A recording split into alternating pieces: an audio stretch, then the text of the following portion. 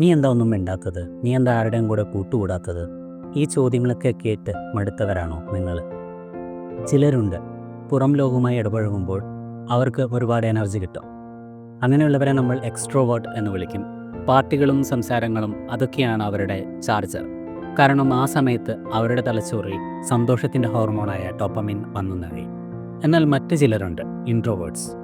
വലിയ ആൾക്കൂട്ടവും ബഹളങ്ങളും അവരുടെ എനർജി ചോർത്തിക്കളയും. കാരണം അവരുടെ തലച്ചോറിന് സന്തോഷം നൽകുന്നത് അസറ്റൈൽ കൊളൈനാണ്. ശാന്തതയിലും ചിന്തകളിലും ഒതുങ്ങിക്കൂടുമ്പോഴാണ് അവർക്ക് അത് കിട്ടുന്നത്. പുസ്തകങ്ങളോ പാട്ടുകളോ അതോ ചുമ്മാ ഒറ്റയ്ക്കിരിക്കുന്നതോ ആകാം അവരുടെ ലോകം. അതുകൊണ്ട് ഒറ്റയ്ക്കിരിക്കുന്നു എന്ന് കരുതി അവർക്ക് വിഷമമാണെന്നോ അത് അവരുടെ അഹങ്കാരമാണെന്നോ കരുതരുത്. അത് അവരുടെ സ്വഭാവമാണ്, അവരുടെ എനർജി കണ്ടെത്തുന്ന മാർഗമാണ്. ഒരു മീനിനെ മരം കയറാൻ തള്ളിവിടുന്നത് പോലെയാണ് അവരെ ആൾക്കൂട്ടത്തിലോട്ട് തള്ളിവിടുന്നത്.